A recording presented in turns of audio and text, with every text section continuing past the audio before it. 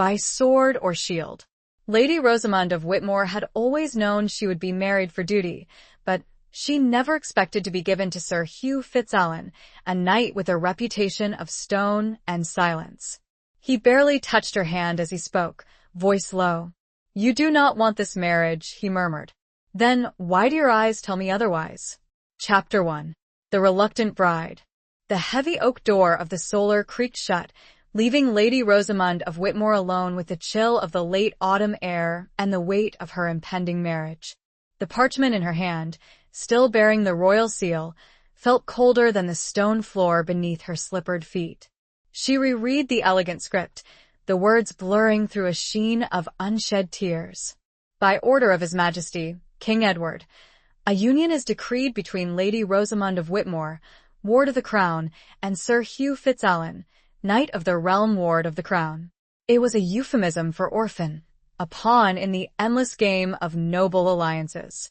Her parents, victims of a border skirmish 5 years past, had left her with little more than a title and a strategically valuable estate. She was 22, past the age most noble women were wed, a fact that had afforded her a few precious years of relative freedom, managing Whitmore's affairs with a surprising aptitude. Now that freedom was forfeit. She traced the intricate knotwork bordering the royal decree, a pang of resentment tightening her chest. Sir Hugh Fitzalan. The name was spoken with a mixture of awe and apprehension throughout the kingdom. A warrior of renowned skill and unwavering loyalty, he was also known for his aloofness. Some whispered he was cold, heartless, a man forged of iron, not flesh and blood. Others claimed he was haunted, shadowed by a past he refused to speak of. Rosamond had seen him only once, at a tournament held at Windsor Castle 2 years prior. He had moved with a lethal grace, unseating opponent after opponent with effortless precision. But it was his eyes that had lingered in her memory, a deep, startling blue, yet veiled with a profound sadness. She remembered thinking, even then, that he looked like a man carrying the weight of the world on his broad shoulders. Now that man was to be her husband. A soft knock on the door interrupted her reverie. Her lady-in-waiting, Alara, a childhood friend with eyes as bright and curious as a robin's, entered, her expression a mixture of sympathy and excitement.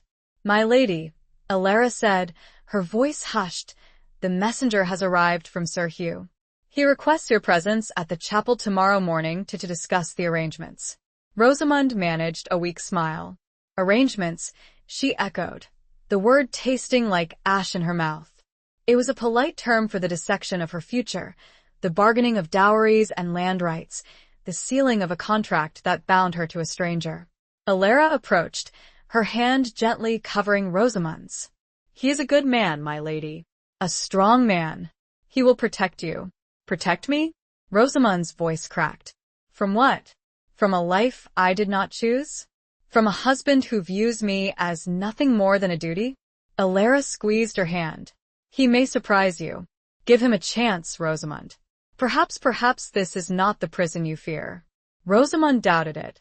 She had seen the way the other noblewomen looked at Sir Hugh, with a mixture of fear and fascination. He was a prize, a powerful ally, but not a man to be loved, not a man to share laughter and whispered secrets with. He was a fortress, impenetrable and unyielding. She spent the rest of the day in a daze, overseeing the preparations for the wedding with a detached efficiency. The great hall was abuzz with activity, servants polishing silver, cooks preparing a feast fit for a king, seamstresses putting the final touches on her wedding gown, a magnificent creation of ivory, silk, and intricate lace. But Rosamond felt like a ghost, drifting through the familiar halls of her home, a place that would soon no longer be hers.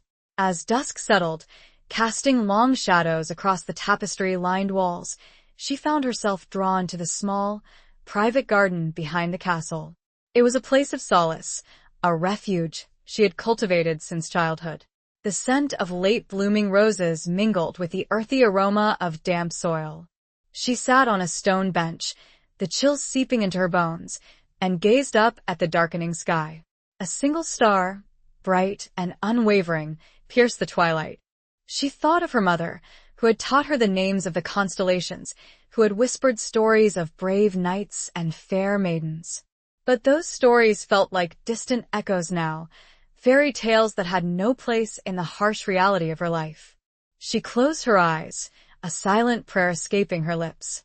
Not for happiness, for that seemed too much to ask, but for strength, for the courage to face whatever the future held, to navigate the treacherous currents of courtly life, to survive this marriage with her dignity, and perhaps even a sliver of her heart intact. The sound of approaching footsteps broke the silence. She opened her eyes, expecting to see Alara, but it was a figure clad in dark attire, a silhouette against the fading light. Tall, broad-shouldered, unmistakably masculine. He stopped a few feet away, his features obscured by the shadows. "Lady Rosamond," he said, his voice a low rumble, a sound that sent an unexpected shiver down her spine. It was a voice that spoke of command, yet held a hint of something else. Something she couldn't quite decipher. It was Sir Hugh Fitzallen. He had arrived a day early, and the look in his eyes, even in the dim light, was not what she expected. It was not cold, not indifferent. It was searching, as if he, too, were looking for something he had lost, something he desperately needed to find. And for the first time since receiving the king's decree, a flicker of something other than dread ignited within Rosamond's heart. It was a tiny spark, fragile and uncertain, but it was there. A flicker of hope, or perhaps merely curiosity. She was to learn soon enough. Chapter 2. Shadows of the Past. He stood there, a figure sculpted from the very shadows of the encroaching night, the scent of leather and steel clinging to him like a second skin. The air, already heavy with the dampness of autumn, seemed to thicken with his presence. Lady Rosamond rose from the stone bench, her hand instinctively going to the silver cross that hung at her throat, a gift from her mother. "Sir Hugh," she acknowledged, her voice steadier than she felt. "You are early."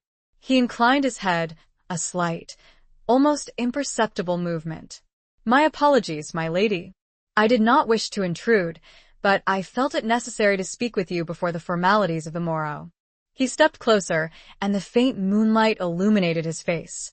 It was a face carved with the harsh lines of experience, a face that had seen battle and hardship. His jaw was strong, his nose straight and proud, his mouth a firm line that hinted at a disciplined nature. But it was his eyes, as she had remembered, that held her captive. That deep, startling blue, now reflecting the faint light of the moon, held a depth of emotion that belied his stoic demeanor. "There is little to discuss, Sir Hugh," Rosamond said, trying to maintain a semblance of composure. "The king's decree is clear. Our marriage is a matter of state." He took another step, closing the distance between them. She could feel the heat emanating from his body, a stark contrast to the chill of the evening air. "Is that all it is to you, my lady? A matter of state?" His voice, that low rumble, sent another shiver through her. It was not a challenge, but a question, a genuine inquiry that caught her off guard. She had expected coldness, indifference, perhaps even a hint of arrogance. But this vulnerability, this hint of uncertainty, was unsettling. What else should it be? She countered, her voice betraying a hint of defensiveness. "We are strangers, Sir Hugh, bound by a decree, not by choice." He studied her for a long moment, his gaze intense, unwavering. She felt exposed, vulnerable, as if he could see through the carefully constructed facade of composure she had erected. "Strangers, yes," he conceded, his voice barely a whisper. "But perhaps we need not remain so." He reached out, his hand hovering hesitantly over hers. She did not flinch, did not pull away. His fingers, calloused and strong, brushed against hers, sending a jolt of electricity through her. It was a fleeting touch, a mere brush of skin against skin, but it was enough to shatter the carefully constructed wall she had built around her heart. "You do not want this marriage," he murmured, his voice low, almost a confession. "I see it in your eyes." The reluctance, the fear, she met his gaze, her own eyes searching his. "And you, Sir Hugh? Do you want this marriage?" He hesitated, a flicker of something unreadable crossing his face. I am bound by duty, my lady. As are you. Duty, she repeated, the word bitter on her tongue. Is that all we are? Pawns in the king's game, bound by duty, not by anything else. He withdrew his hand, the warmth of his touch replaced by the chill of the night air. There are worse things than duty, my lady.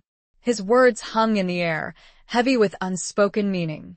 Rosamond sensed a darkness in him, a shadow that clung to him like the scent of smoke after a fire. She wanted to ask, to probe, to understand the source of his pain, but the words caught in her throat. Tell me, she finally managed, her voice barely audible. Tell me about yourself, Sir Hugh. Tell me something that is not written in the chronicles, something that is not whispered in the court. He turned away, his gaze fixed on the distant, darkened horizon. There is little to tell, my lady. I am a soldier. My life has been one of service, of loyalty, of loss. The last word was spoken with such profound sadness that it pierced Rosamond's heart. She saw, in that moment, not the formidable knight, but a man burdened by grief, a man who had known pain and loss. Loss?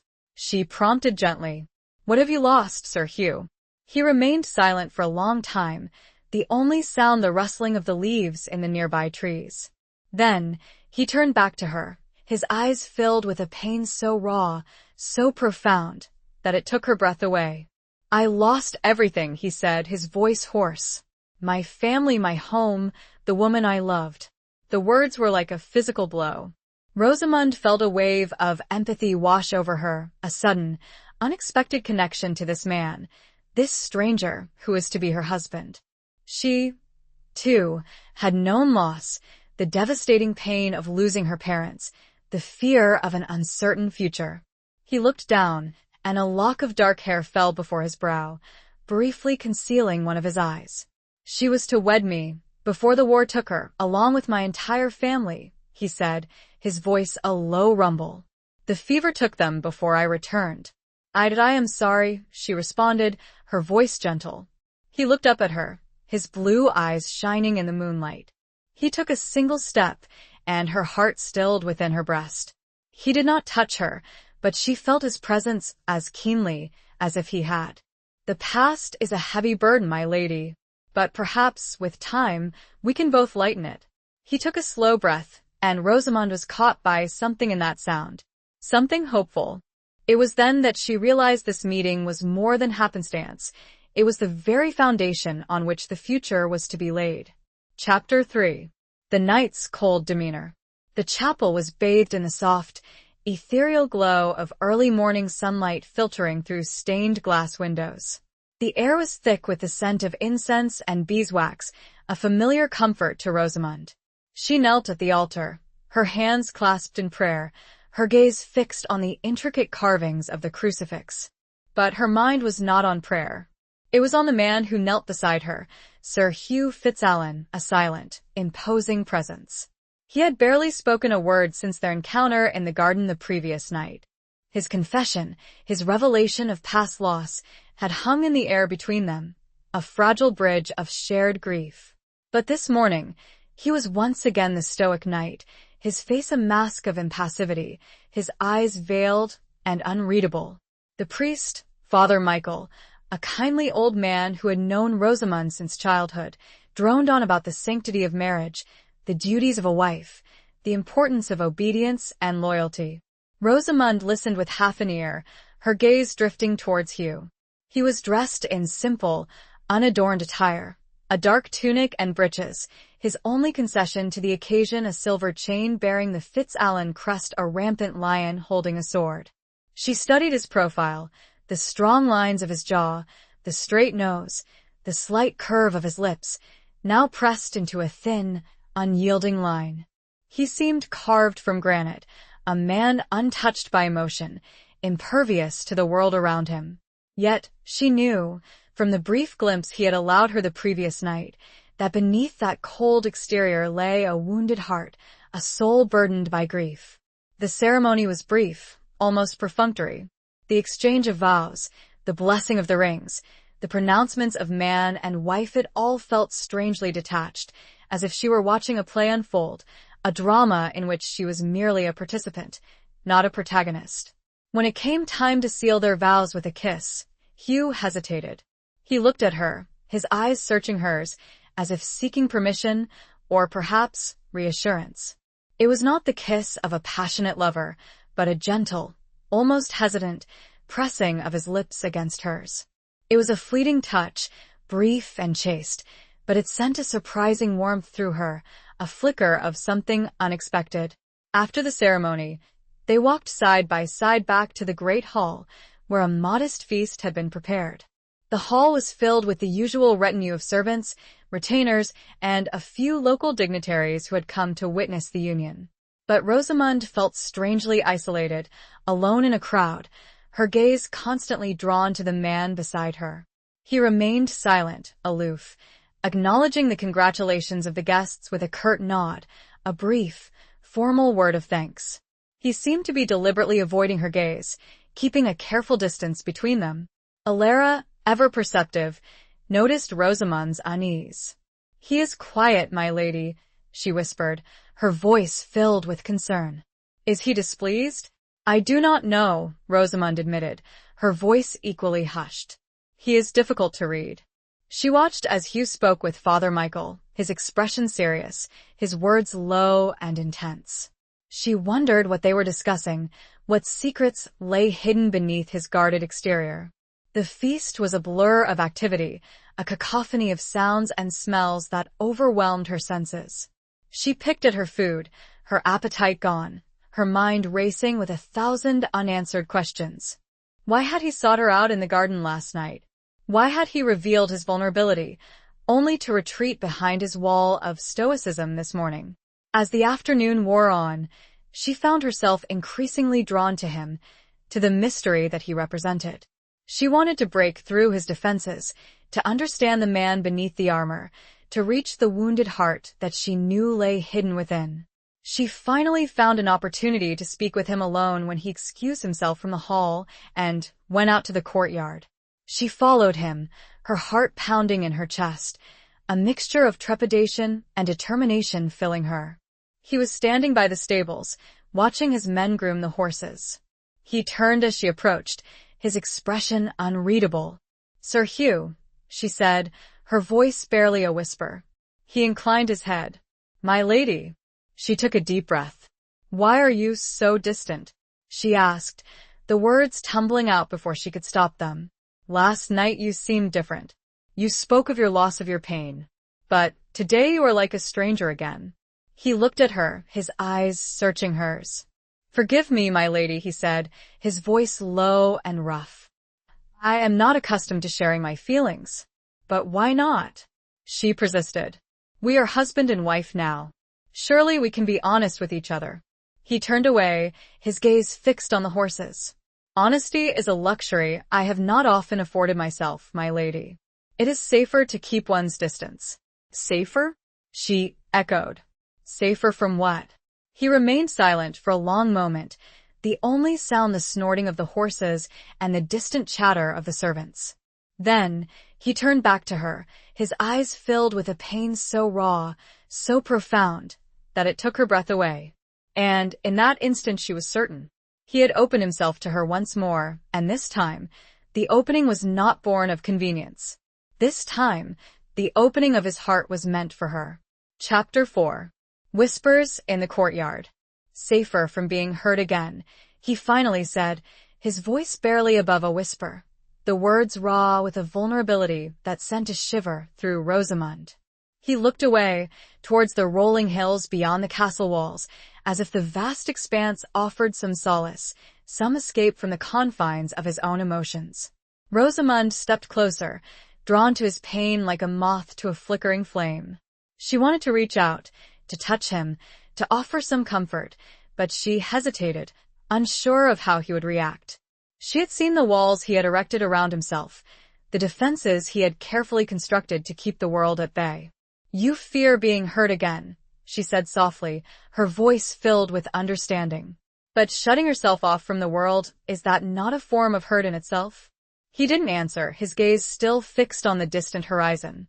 She could see the muscles in his jaw working, the tension in his shoulders, the subtle tremor in his hands. He was a warrior, trained to control his emotions, to present a facade of strength and invulnerability. But she had seen the cracks in that facade, the glimpses of the wounded soul beneath. "My lord," she began again, her voice gaining strength, "we are bound together now, by law and by circumstance. I do not expect love," she added, the word catching in her throat, "but perhaps we can offer each other companionship, a measure of understanding." He finally turned to face her, his blue eyes searching hers, a flicker of something unreadable in their depths. "Companionship?" he echoed, the words sounding foreign on his tongue. "You offer me companionship when others offer me only obedience?" "Obedience is for servants, Sir Hugh," Rosamund said, her voice firm. "I am your wife, not your subject. I offer you my respect, my loyalty, and, if you will allow it, my friendship." He studied her for a long moment, his gaze intense, unwavering. She felt exposed, vulnerable, but she refused to look away. She wanted him to see her, not as a pawn in a political game, but as a woman, a human being with her own hopes and fears, her own capacity for empathy and compassion. "Friendship," he murmured, the words sounding like a question, a test. "You believe friendship is possible between us?" "I believe it is necessary," Rosamund replied, her voice unwavering. "We are both alone, Sir Hugh. We have both known loss and pain. Perhaps together we can find a measure of peace." He took a step closer, his presence filling her senses. She could smell the scent of leather and steel, the faint aroma of horses and hay, the subtle fragrance of his own unique scent, a mixture of earth and something wilder. "Peace," he said, his voice low and husky. "It is a word I have not heard spoken in a long time. A concept I had almost forgotten." He reached out, his hand hovering hesitantly over hers, just as he had done in the garden the previous night. This time, however, he did not draw back. His fingers, calloused and strong, gently closed around hers, sending a jolt of warmth through her. It was not a romantic gesture, but a gesture of connection. A tentative reaching out, a willingness to explore the possibility of something more. Just then, a voice interrupted them, shattering the fragile intimacy that had begun to blossom between them. "My lord," a young squire called out, hurrying towards them from the direction of the great hall. "A messenger from the king has arrived. He demands your immediate presence." Hugh withdrew his hand, the warmth of his touch instantly replaced by the chill of the courtyard air.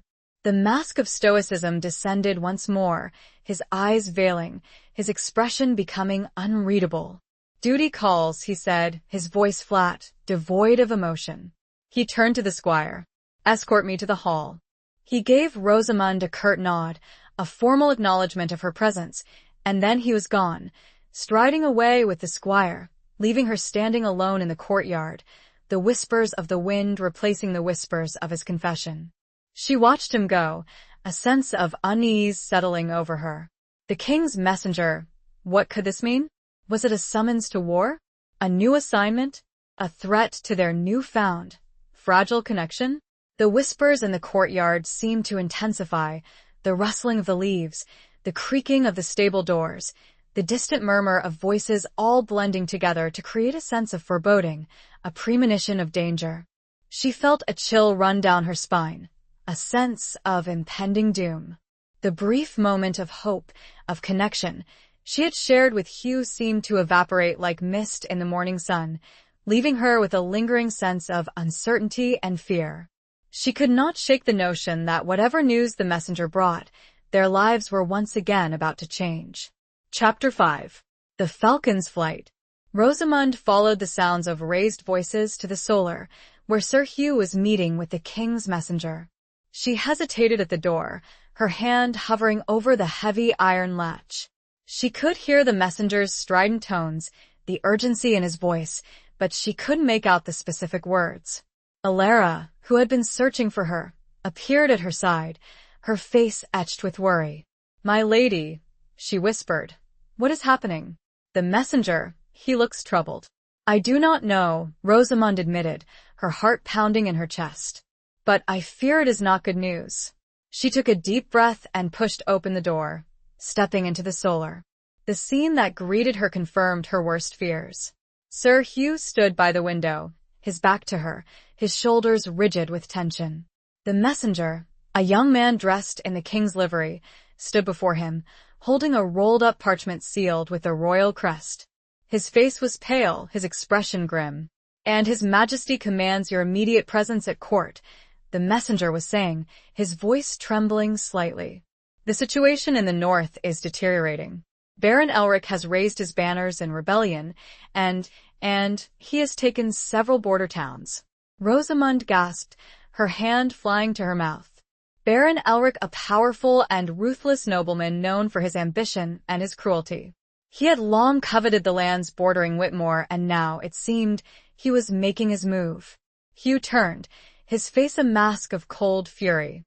His blue eyes, usually veiled and unreadable, were now blazing with a fierce intensity. "Rebellion," he repeated, his voice low and dangerous. "He dares to defy the king? He claims the king has grown weak, and that he is the rightful ruler of the northern territories." The messenger stammered, clearly intimidated by Hugh's wrath. "He is a traitor," Hugh growled, his hand clenching into a fist. "And he will be dealt with accordingly." He turned to Rosamund, his gaze sweeping over her, assessing, calculating. "My lady," he said, his voice devoid of the warmth she had glimpsed earlier, "you will remain here at Whitmore. It is no longer safe for you to travel." "No longer safe?" Rosamund echoed, her voice rising in protest.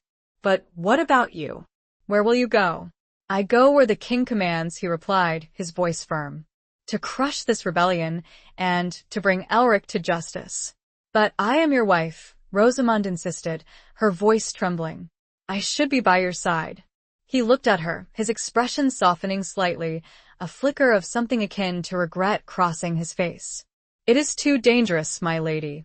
You will be safer here, under the protection of my men." "But there is no time for argument," he interrupted, his voice brooking no further discussion. "I must leave immediately. The king's orders are clear." He turned back to the messenger. "Prepare my men. We ride at dawn." Rosamund watched in stunned silence as Hugh barked out orders, his demeanor transforming from the stoic, reserved knight to the decisive, battle-hardened warrior. He moved with a swift, efficient grace, his every action purposeful, his focus absolute. She felt a pang of something watching him. It was not love, not yet, but it was a growing admiration, a respect for his strength, his courage, his unwavering loyalty to the king. But it was also mixed with a sense of fear, a deep, visceral fear for his safety, for the danger he was about to face. As he prepared to leave, he turned to her one last time. "I will return, my lady," he said, his voice low and intense. "I give you my word." He reached out and took her hand, his touch surprisingly gentle. He held it for a moment, his gaze searching hers, as if trying to convey something he couldn't put into words. Then, he released her hand and turned away, striding out of the solar, leaving her alone with her fears and her uncertainties. Alara put a comforting arm around her. "He will be all right, my lady," she said, her voice soothing.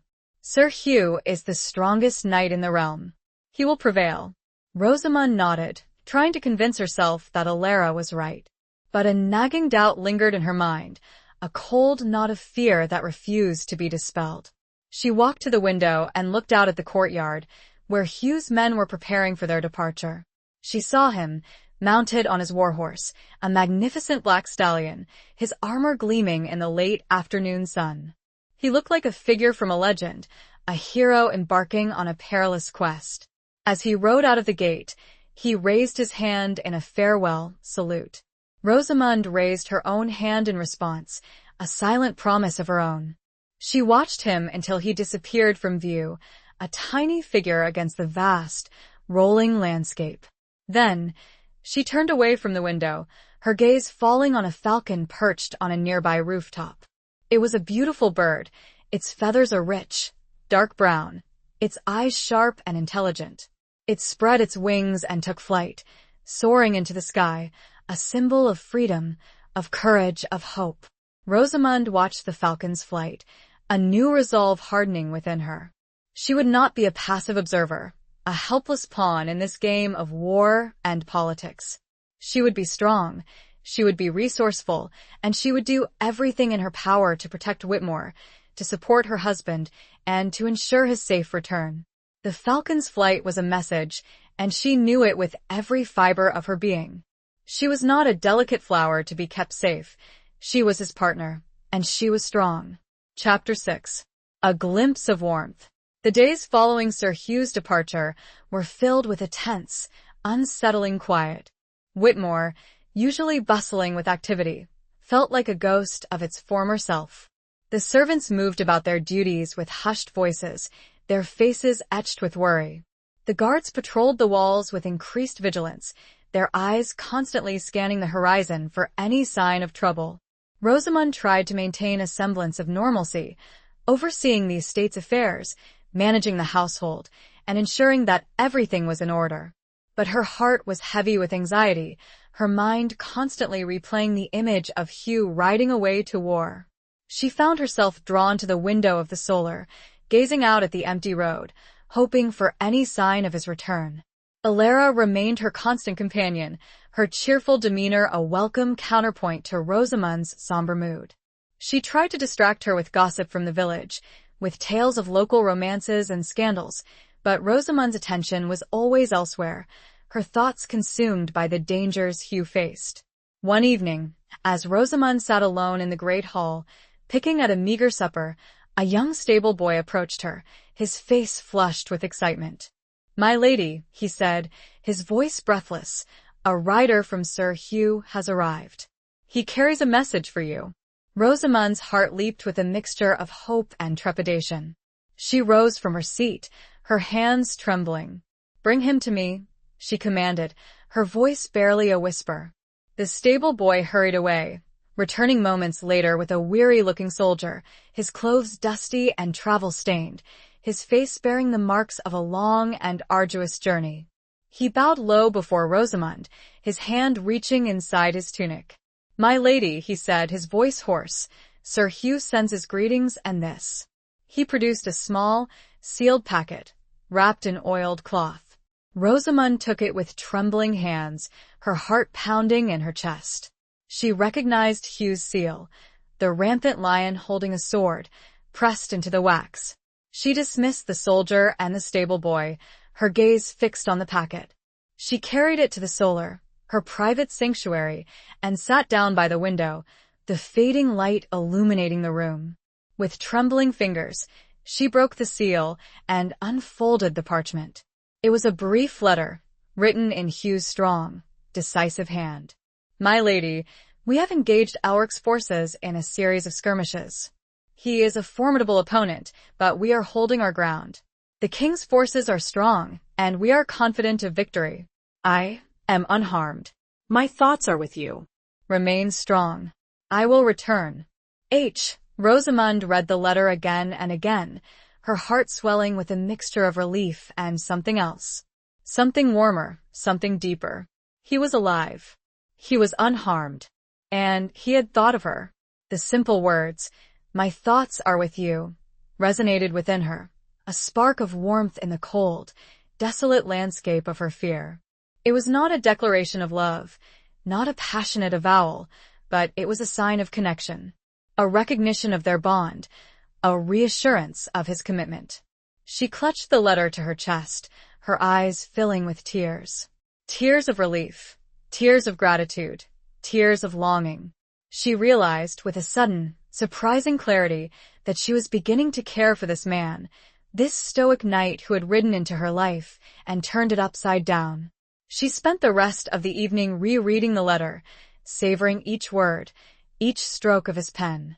She imagined him writing it, perhaps by the light of a campfire, his face illuminated by the flickering flames, his thoughts turning to her, to Whitmore, to the home he had left behind.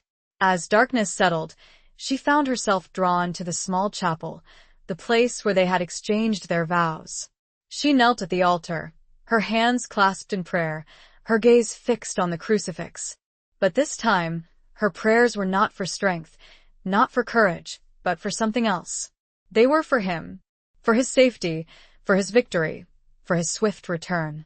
She lit a candle, its flickering flame casting dancing shadows on the stone walls. She watched the flame, its warmth a small comfort in the cold, empty chapel. She thought of Hugh, of his strength, his courage, his vulnerability.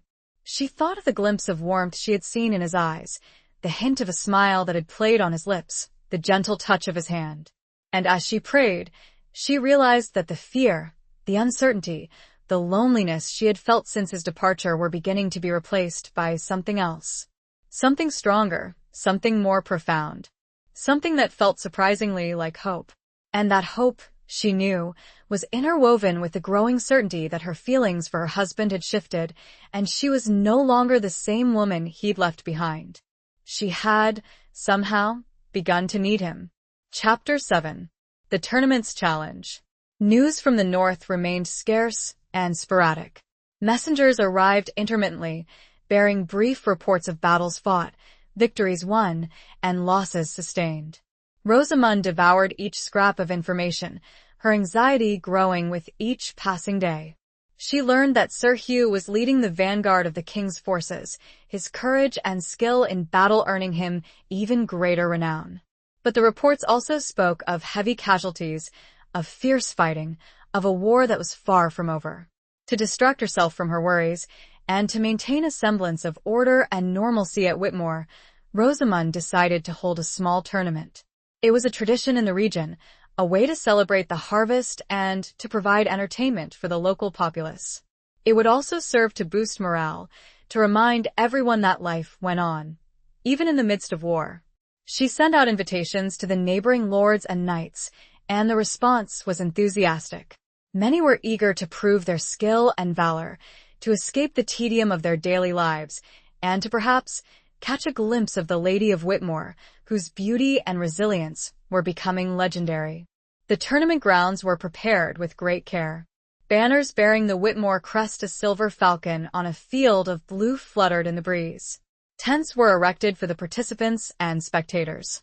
The lists were set up, the wooden barriers freshly painted and decorated with colorful ribbons. On the day of the tournament, the weather was perfect. The sun shone brightly, the sky was a clear, azure blue, and a gentle breeze rustled the leaves of the surrounding trees. The grounds were crowded with people from all walks of life, nobles, knights, merchants, farmers, and their families. The air was filled with the sounds of laughter, music, and the excited chatter of the crowd. Rosamund, dressed in a gown of deep blue velvet, embroidered with silver thread, sat in the raised viewing stand, surrounded by her ladies-in-waiting and a few local dignitaries. She tried to appear cheerful and composed, but her heart was heavy with worry. She scanned the faces of the knights assembled below, hoping for some news, some sign of Hugh. The tournament began with a display of horsemanship and archery. Knights competed in various contests, demonstrating their skill with lance, sword, and bow. The crowd cheered and applauded, their enthusiasm infectious. But Rosamund's attention was elsewhere. She was watching a young knight, Sir Gareth of Blackwood, who had distinguished himself in the early rounds. He was a handsome man, with dark hair and flashing eyes, and he rode with a daring and skill that reminded her of Hugh. As the tournament progressed, Sir Gareth continued to excel, defeating opponent after opponent. He seemed to be deliberately seeking her attention, his gaze constantly drifting towards the viewing stand. He dedicated each victory to her, offering her the spoils of his triumphs, a captured banner, a jeweled dagger, a finely crafted helmet.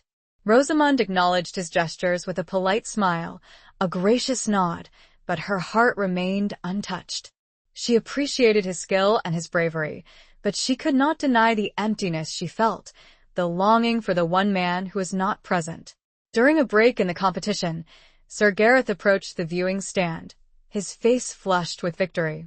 He bowed low before Rosamund, his eyes filled with admiration.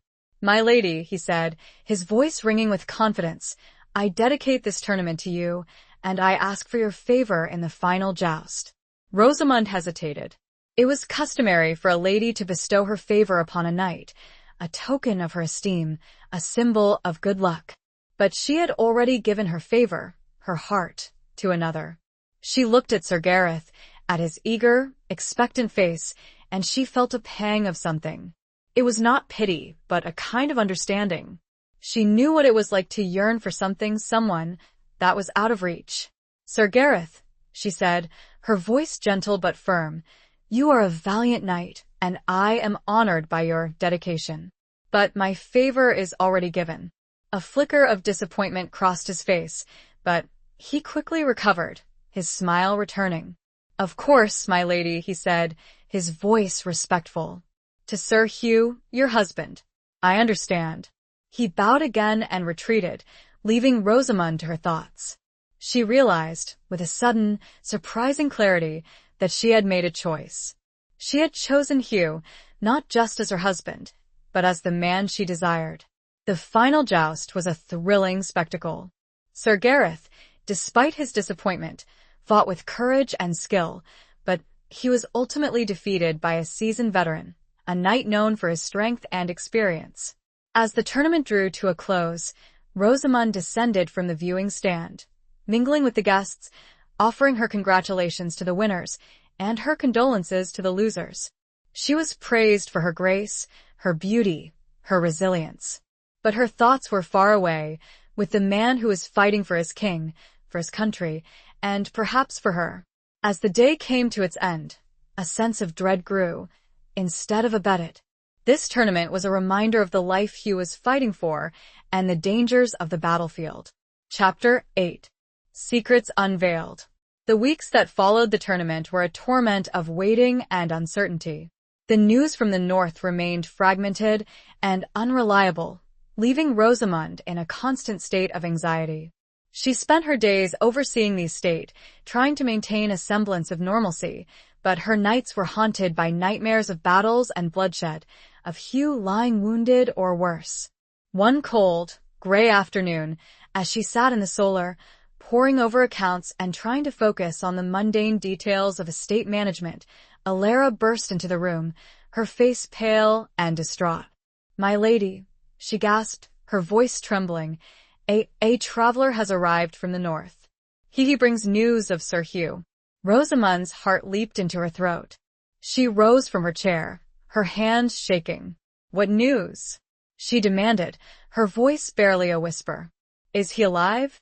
Alara hesitated, her eyes filled with a mixture of fear and something else. Something that sent a chill down Rosamund's spine. He is alive, my lady," Alara said, her voice hesitant. "But he is a prisoner." A prisoner. The word echoed in Rosamund's mind, a cold, hard reality that shattered her fragile hopes. Hugh, the invincible knight, the fearless warrior, captured by the enemy. It seemed impossible, unbelievable. "How?" Rosamund managed to ask, her voice choked with emotion. "How did this happen?" "The traveler, he says there was a betrayal," Alara whispered, her eyes darting nervously around the room, as if afraid of being overheard. "Someone within the king's ranks sold information to Baron Elric. Sir Hugh was ambushed and captured." Betrayal. The word struck Rosamund like a physical blow. She had known that courtly life was filled with intrigue and treachery, but she had never imagined that it would touch her so directly, so devastatingly. "Who?" she demanded, her voice rising in anger and despair. "Who betrayed him?" Alara shook her head. "The traveler, he does not know or he will not say. He only says that it was someone close to the king, someone with access to sensitive information." Rosamund sank back into her chair, her mind reeling. Hugh, a prisoner, betrayed by someone he trusted. The thought was unbearable. She imagined him, held captive in some dark, dank dungeon, subjected to torture and humiliation, his spirit broken, his hope extinguished. She had to do something. She couldn't just sit here and wait, helpless and passive. She had to find a way to rescue him, to bring him home. "Alara," she said, her voice gaining strength, her resolve hardening. "We must find out who betrayed him. We must uncover the truth, and we must find a way to free him." Alara nodded, her eyes filled with determination. "But how, my lady? We are but women. We have no power, no influence." "We have something more powerful than power," Rosamund said, her voice firm. "We have loyalty and we have love." She rose from her chair and walked to the window, her gaze fixed on the distant horizon. She thought of Hugh, of his strength, his courage, his vulnerability. She thought of the bond that had grown between them, the fragile connection that had begun to blossom despite the distance and the danger. She knew that the task ahead would be perilous, fraught with challenges and obstacles. She would be facing powerful enemies, treacherous individuals who would stop at nothing to protect their secrets. But she was not afraid. She was driven by a fierce determination, a burning desire to save the man she had come to love. As she stood there, contemplating the daunting task ahead, a small, almost imperceptible sound caught her attention. It was a faint tapping coming from the window pane. She turned and looked, her eyes widening in surprise. Perched on the windowsill, its feathers ruffled by the wind, was a falcon. It was a beautiful bird, its plumage a rich, dark brown, its eyes sharp and intelligent. And tied to its leg was a small, rolled-up piece of parchment. Rosamund recognized the falcon instantly. It was Hugh's hunting bird, a magnificent creature he had trained himself. She had seen it many times, soaring through the sky above Whitmore. With trembling hands, she reached out and gently untied the parchment. She unrolled it and read the message, her heart pounding in her chest. It was a single, cryptic sentence, written in Hugh's familiar hand. "Trust no one. The serpent hides in the king's garden." Chapter 9. The Price of Loyalty. The falcon's message confirmed Rosamund's worst fears. The betrayal was deep, reaching into the very heart of the king's court. "The serpent hides in the king's garden." The words were chilling, a warning that anyone, even those closest to the king, could be an enemy. Rosamund clutched the parchment, her mind racing. Who could the serpent be? Which of the king's advisors, his generals, his courtiers, had betrayed Hugh? She trusted so few, and now, even that small circle seemed riddled with potential vipers. She knew she had to act quickly. Hugh's life was in danger, and every moment she delayed could be his last. But she also knew that she had to be careful.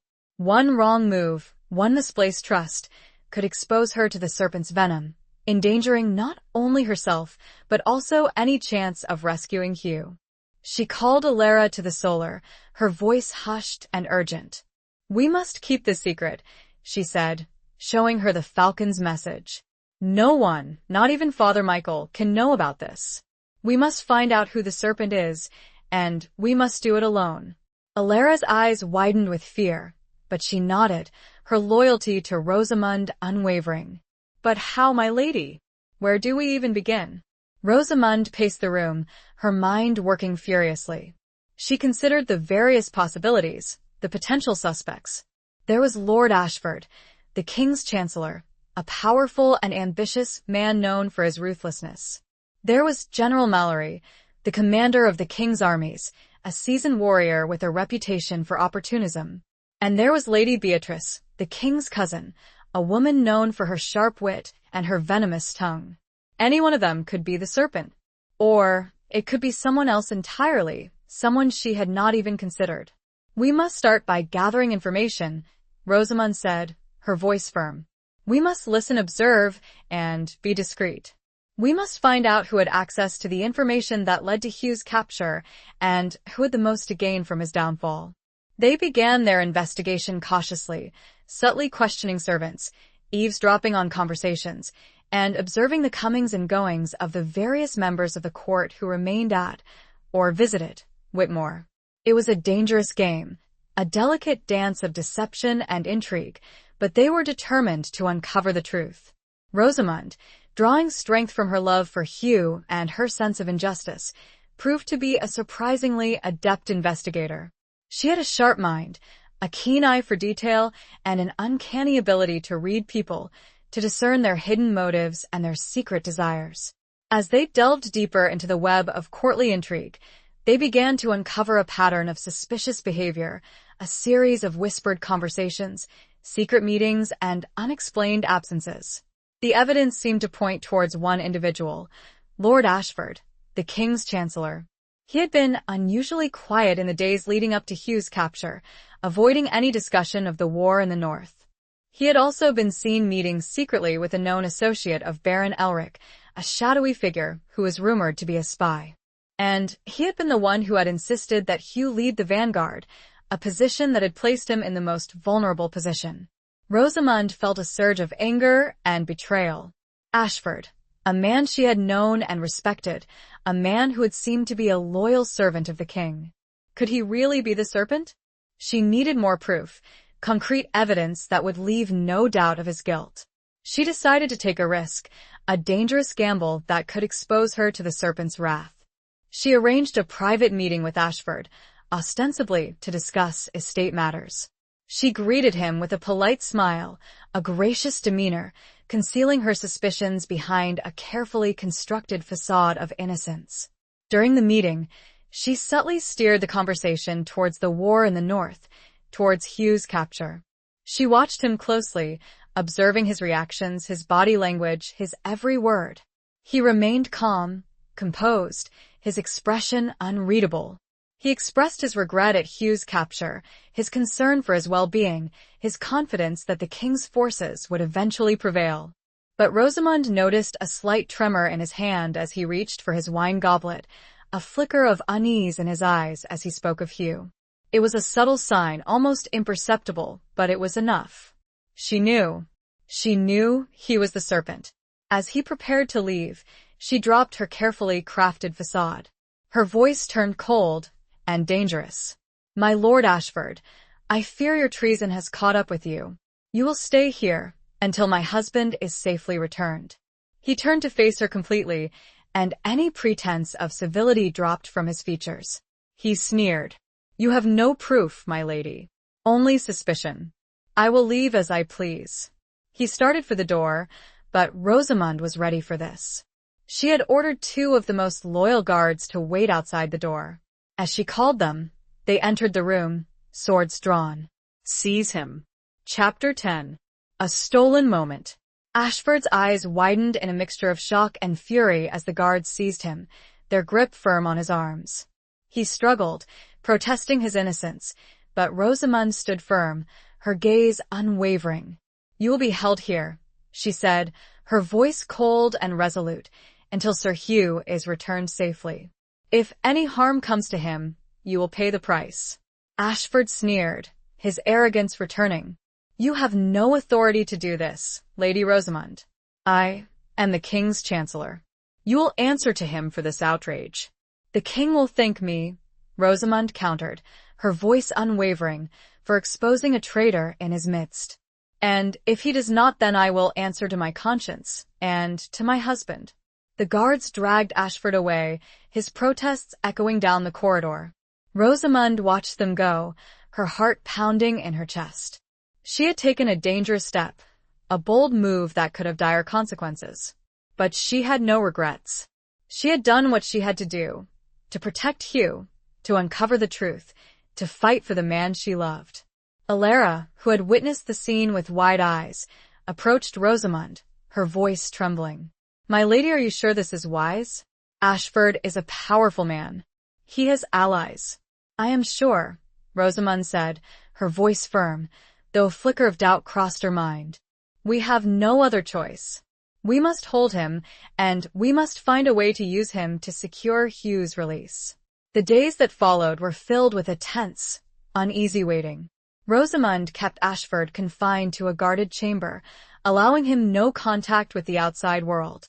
She sent a message to the king, informing him of her actions and her suspicions, but she knew that it could be weeks, perhaps months, before she received a reply. She spent her time planning, strategizing, trying to devise a way to use Ashford as leverage to secure Hugh's release. She considered various options, from offering him in exchange for Hugh, to threatening to expose his treachery to the other nobles, to even resorting to more drastic measures. One evening, as she sat alone in the solar, contemplating her options, a soft knock on the door interrupted her thoughts. She looked up, expecting to see Alara, but it was not her. It was a young woman, a stranger, dressed in simple, unassuming clothes. She was tall and slender, with dark hair and piercing eyes. There was something familiar about her, something that Rosamund couldn't quite place. "Who are you?" Rosamund asked, her voice guarded. "And how did you get in here?" The woman smiled, a knowing, enigmatic smile. "My name is Lyra," she said, her voice soft and melodious. "And I am a friend of Sir Hugh." "A friend of Sir Hugh?" Rosamund's heart skipped a beat. She studied the woman closely, searching her face for any sign of deception. But there was something about her, something in her eyes, that conveyed a sense of honesty and loyalty. "How do I know I can trust you?" Rosamund asked, her voice still cautious. Lyra reached inside her tunic and produced a small, silver locket. It was shaped like a falcon, its wings outstretched, its eyes gleaming with tiny jewels. Rosamund recognized it instantly. It was the locket Hugh always wore, the one he had told her had belonged to his mother. "He sent me," Lyra said, her voice low and urgent. "He managed to get a message to me. He told me to find you to help you." Rosamund's heart soared with a mixture of relief and hope. Hugh was alive. He had found a way to communicate with the outside world. And he had sent someone to help her. "How is he?" Rosamund asked, her voice filled with emotion. "Is he safe?" "He is alive," Lyra said, her voice hesitant. "But he is not well. He has been tortured, and he is weak." Rosamund felt a wave of nausea wash over her. She imagined Hugh, suffering in captivity, his body broken, his spirit crushed. She had to get him out. She had to save him. "We must act quickly," she said, her voice firm. "We must find a way to rescue him." Lyra nodded. "I have a plan," she said, her voice low and confidential. "But it is dangerous. And it will require your courage and your trust." Rosamund met her gaze, her eyes unwavering. "I trust you," she said, her voice filled with conviction. "And I am ready to do whatever it takes." Lyra gave her a smile, and then explained her plan. It was bold and dangerous, but it was their best hope. Later that night, under cover of darkness, with their plan made, Rosamund looked out the window of the solar. She saw the moon hanging large and full, and, at that moment, time slowed. All her planning, all her worry, was for this stolen moment. She was going to save her husband, the man who had captured her heart. Chapter 11. The Gathering Storm. Lyra's plan was audacious, bordering on reckless. It involved infiltrating Baron Elric's stronghold, a formidable fortress known as Castle Draken, disguised as traveling merchants. They would smuggle weapons and supplies to a small band of loyalists within the castle, who would then help them rescue Hugh. Rosamund knew the risks were immense. If they were caught, they would face certain death. But she was driven by a fierce determination, a burning love for Hugh that overshadowed all fear. They spent the next few days preparing for their journey. They gathered supplies, procured disguises, and recruited a small group of trusted servants and guards to accompany them. Alara, despite her initial fears, insisted on joining them, her loyalty to Rosamund unwavering. Rosamund, drawing strength from her newfound courage and her growing love for Hugh, transformed herself into a leader. She planned every detail, anticipated every contingency, and inspired her small band with her unwavering determination.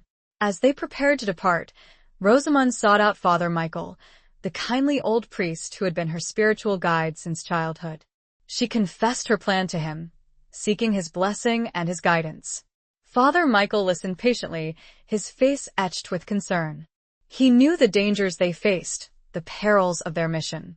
But he also saw the fire in Rosamund's eyes, the unwavering determination that burned within her. "My child," he said, his voice gentle but firm, "you are embarking on a perilous journey. But you are driven by love and by a righteous cause. Go with God's blessing, and may he protect you and bring you and Sir Hugh safely home." He made the sign of the cross over her, his hand trembling slightly. Rosamund bowed her head, accepting his blessing, her heart filled with a mixture of fear and hope. They set out at dawn, a small, inconspicuous caravan of wagons and horses, disguised as traveling merchants.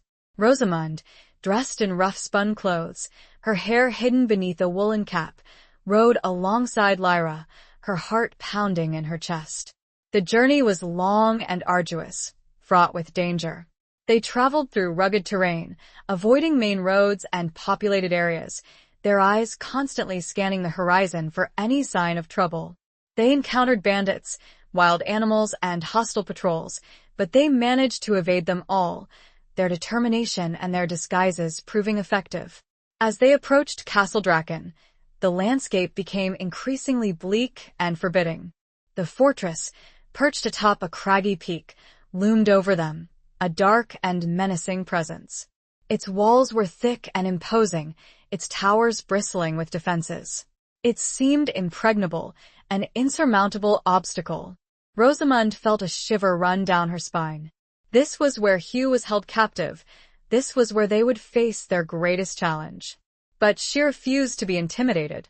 She had come too far, risked too much, to turn back now. They reached the castle gates at dusk, their nerves on edge. Lyra, who had been to Draken before, took the lead, speaking to the guards in a confident, authoritative tone. She claimed they were merchants from a distant land, seeking to trade their goods with the castle's inhabitants. The guards, suspicious at first, eventually relented, allowing them entry. Rosamund held her breath, her heart pounding in her chest. They were inside. They had breached the first line of defense. As they made their way through the castle courtyard, Rosamund scanned the faces of the guards and servants, searching for any sign of their loyalist contacts. The air was thick with tension, with suspicion, with the ever-present threat of discovery. They were led to a small, dingy chamber, where they were told to wait. Rosamund paced the room, her nerves frayed, her mind racing. Time seemed to crawl by, each moment an eternity. Finally, a door creaked open, and a figure entered the room. It was a man, tall and gaunt, with a weathered face and piercing eyes.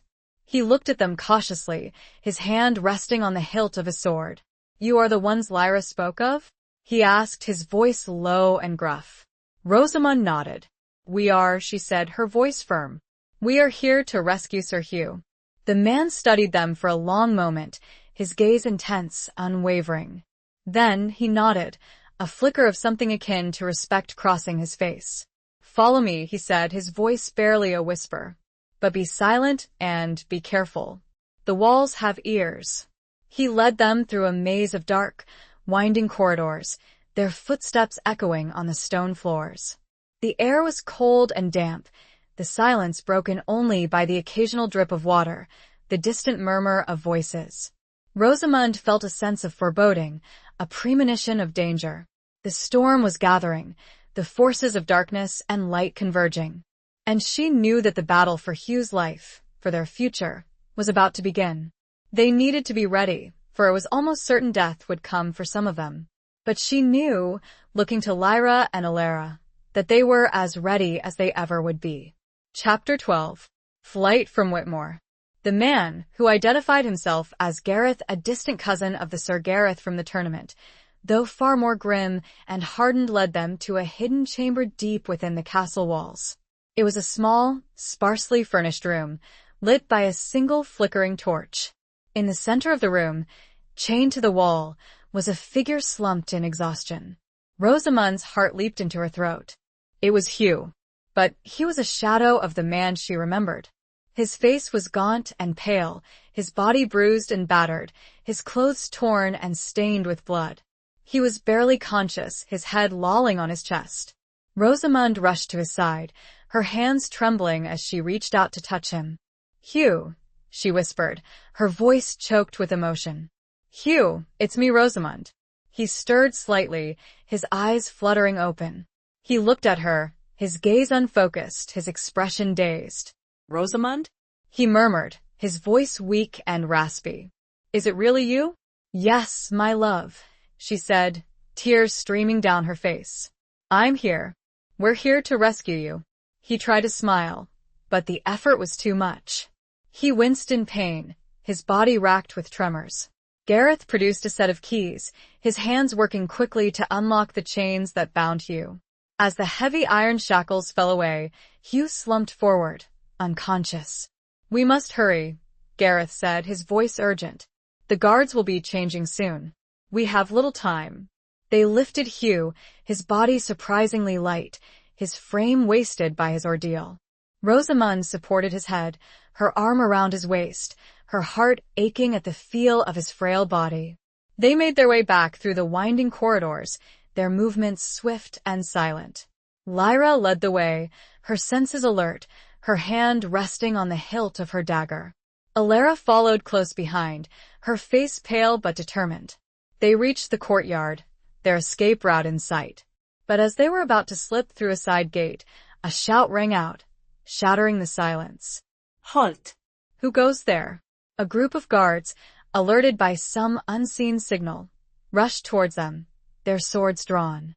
Rosamund felt a surge of fear, but she stood her ground, her grip tightening on Hugh. They were trapped. There was no way to escape. Gareth drew his sword, his face grim. "Go," he commanded Rosamund and Lyra.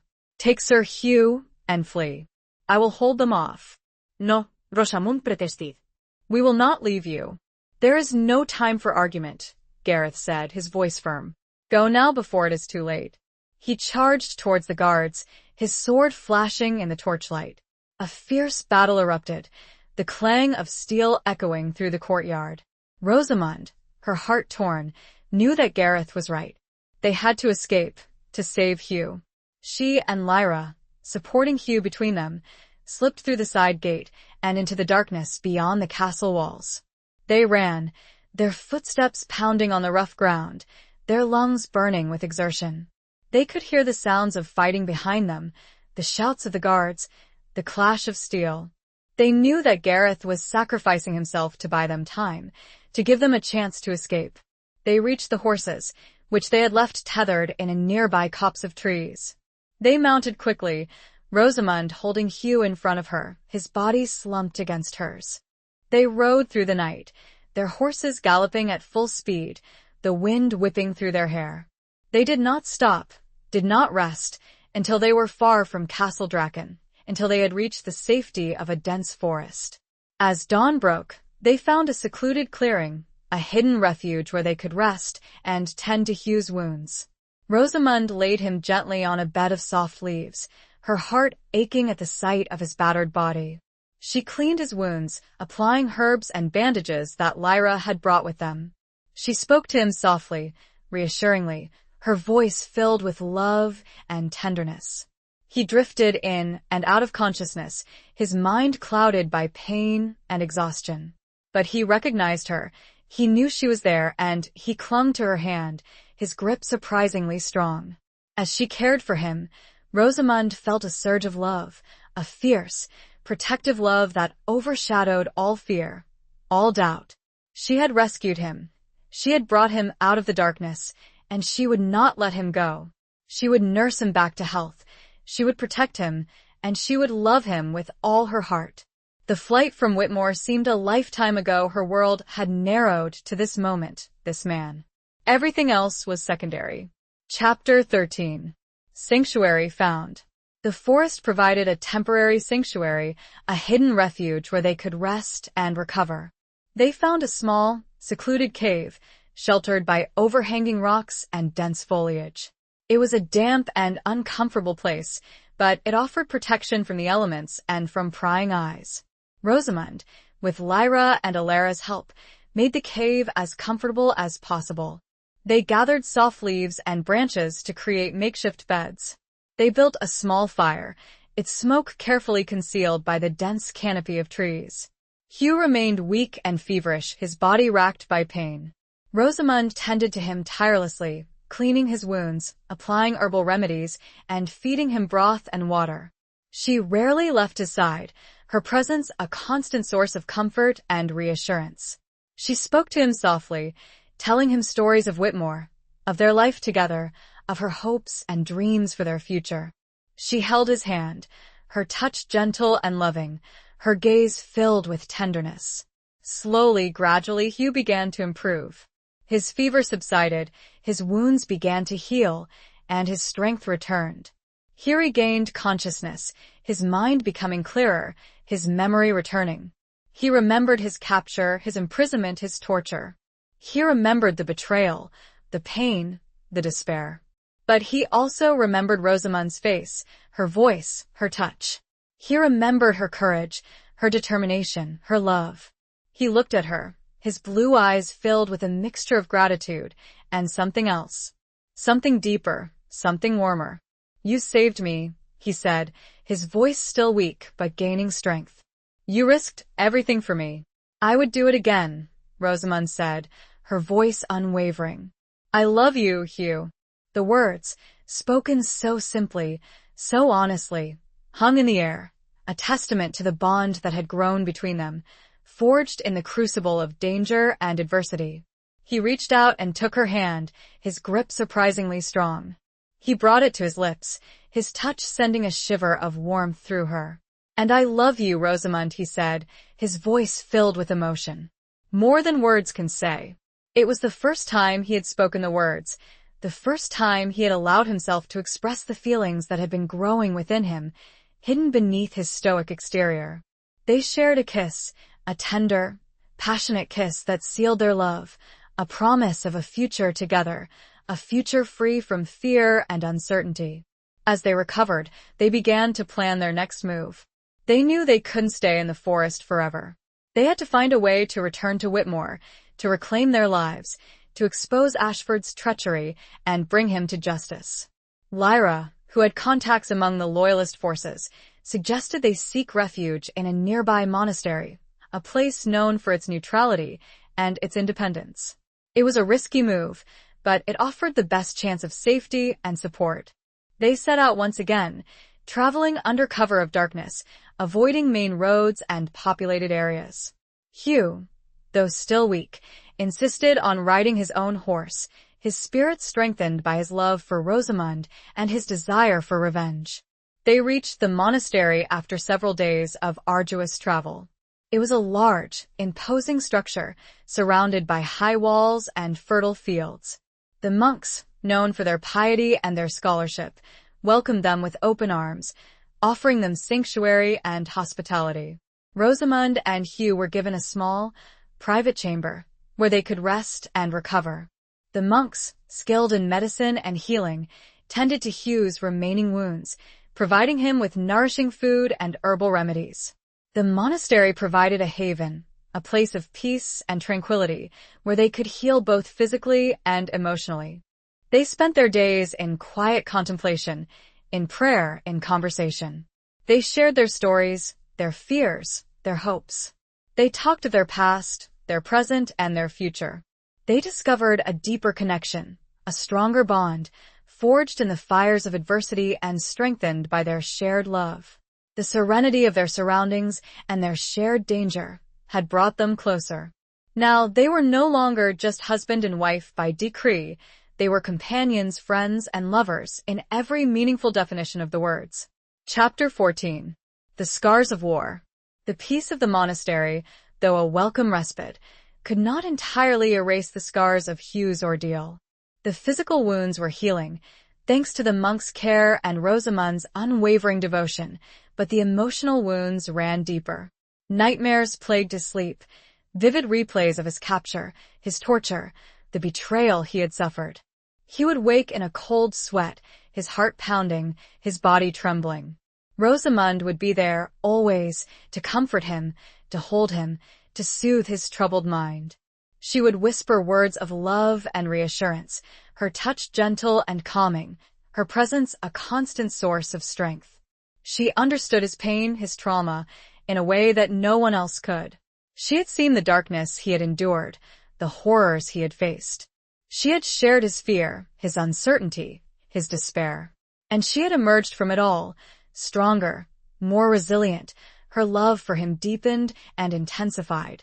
One evening, as they sat together in their small chamber, the flickering candlelight casting dancing shadows on the stone walls, Hugh spoke of his experience, his voice raw with emotion. I thought I was going to die, he confessed, his gaze fixed on the flickering flame. I thought I would never see you again. Rosamund reached out and took his hand, her touch conveying her love and her understanding. But you didn't, she said softly. You survived. You're here with me. He squeezed her hand, his grip tight. It was your face, your voice that kept me going, he said, his voice choked with emotion. The thought of you gave me the strength to endure. He looked at her, his blue eyes filled with a depth of emotion that took her breath away. I underestimated you, Rosamund, he said, his voice husky. I thought you were a fragile flower, a delicate lady to be protected. But you are so much more. You are strong, courageous, resilient. You are my savior, my love, my life. Rosamund's eyes filled with tears.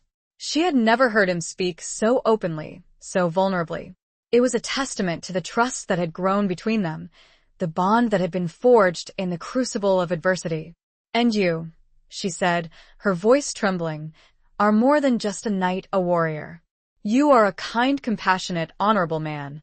You are my husband, my love, my everything. They embraced, their bodies clinging together, their hearts beating as one. They shared a kiss, a long, passionate kiss that spoke of their love, their commitment, their shared future. As they healed, they began to discuss their plans for the future. They knew they couldn't stay at the monastery forever. They had to return to Whitmore, to reclaim their lives, to expose Ashford's treachery, and bring him to justice. Lyra, who had remained with them, had been in contact with loyalist forces outside the monastery. She informed them that the king had finally responded to Rosamund's message, expressing his outrage at Ashford's betrayal and ordering his immediate arrest. He had also dispatched a contingent of troops to Whitmore to secure the estate and to await Hugh's return. The news filled them with hope, but also with a sense of urgency. They knew that Ashford, even imprisoned, was a dangerous man. He had allies, influence, and he would stop at nothing to regain his power. They decided to leave the monastery under cover of darkness, traveling with a small escort of loyalist soldiers provided by Lyra's contacts. It was a risky journey, but they were determined to return to Whitmore, to face whatever challenges awaited them. As they prepared to depart, Rosamund sought out Father Michael, the kindly old priest who had given them sanctuary. She thanked him for his kindness, his hospitality, his spiritual guidance. You have given us more than just shelter, she said, her voice filled with gratitude. You have given us hope and strength to face the future. Father Michael smiled, his eyes twinkling. The strength was always within you, my child, he said, his voice gentle. You just needed to find it. Go with God's blessing, and may he guide you and protect you. He made the sign of the cross over them, his hand steady and sure.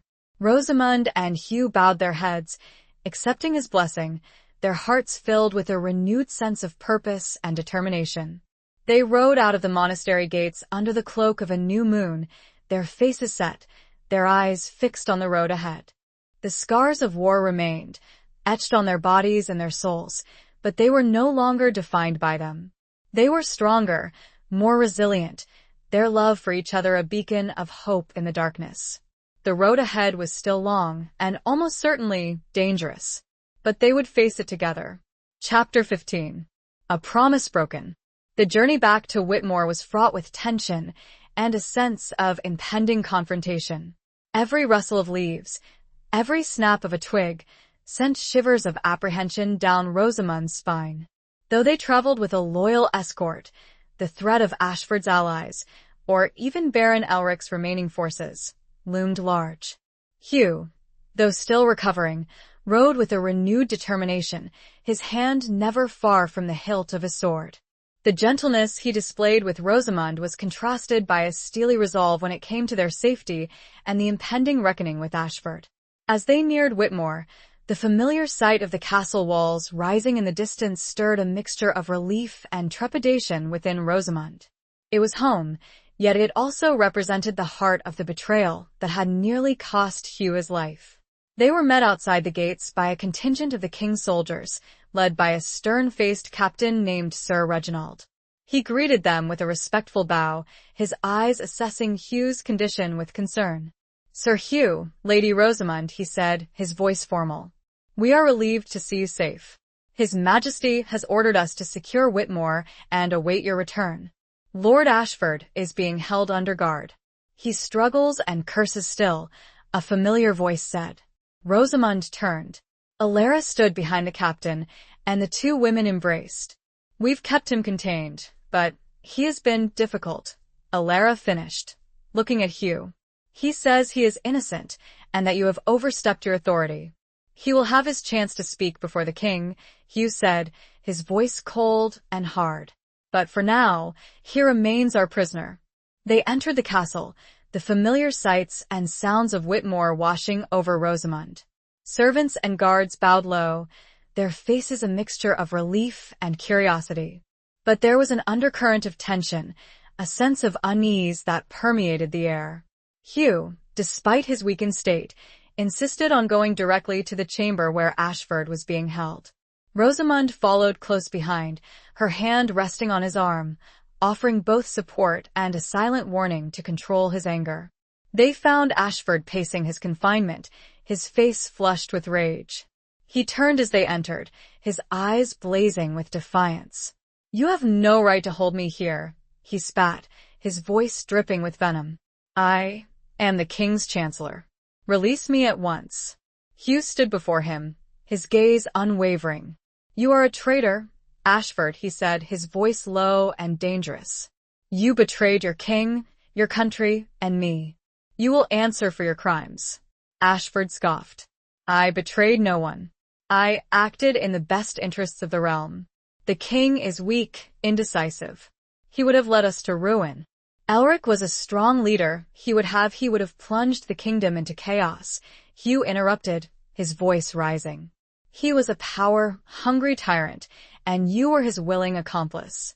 I did what I had to do, Ashford insisted, his voice defiant. And I would do it again.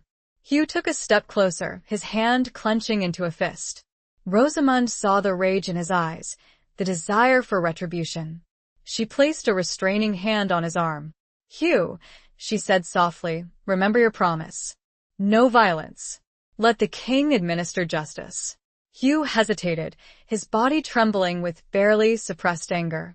He had promised Rosamond, during their time at the monastery, that he would not seek personal vengeance, that he would allow the king to deal with Ashford according to the law. But seeing the man who had betrayed him, who had caused him so much pain, tested his resolve to its limits. He took a deep breath, forcing himself to regain control. You are right, my love, he said, his voice still strained but calmer. He is not worth it. Let the king decide his fate. He turned to Sir Reginald. Keep him under close guard, he commanded. Allow him no contact with the outside world. We await the king's judgment. As they left the chamber, Rosamond felt a wave of relief wash over her. Hugh had kept his promise. He had resisted the temptation for revenge. But she knew that the confrontation with Ashford had stirred up old wounds, reopened the scars of his betrayal. That night, as they lay in bed, Hugh was silent and withdrawn. Rosamond could sense his turmoil, his inner struggle. She reached out and took his hand, her touch gentle and reassuring. It's all right, my love, she said softly. You did the right thing. You honored your promise. He turned to her, his eyes filled with pain. But I wanted to make him pay, he confessed, his voice raw with emotion. I wanted to hurt him, as he hurt me. I know, Rosamond said, her voice understanding. But vengeance would not have brought you peace. It would only have perpetuated the cycle of violence. She held him close, her body offering him comfort and solace. You are a better man than he is, Hugh, she whispered. You are strong, honorable, just. And that is what truly matters. He clung to her, his body trembling. She could feel his tears on her skin, his silent sobs racking his frame. She held him, rocked him, until his tears subsided, until his breathing became slow and even. The promise had been kept, but the cost was high. The scars of war, both physical and emotional, were still raw, still painful. And the road to healing, to true peace, was still long and uncertain. But together, they faced the darkness, and waited for the dawn. Chapter 16. The King's Decree. The arrival of King Edward at Whitmore was heralded by a fanfare of trumpets and the thunder of hooves. The courtyard, once a scene of quiet tension, was now filled with a bustling display of royal pageantry. Soldiers in gleaming armor stood at attention, banners bearing the royal crest fluttered in the breeze, and courtiers in richly embroidered robes milled about, their voices buzzing with anticipation. Rosamund and Hugh, dressed in clothes befitting their station, awaited the king in the great hall. Hugh, though still pale and bearing the marks of his ordeal, stood tall and proud, his hand resting on the hilt of his sword.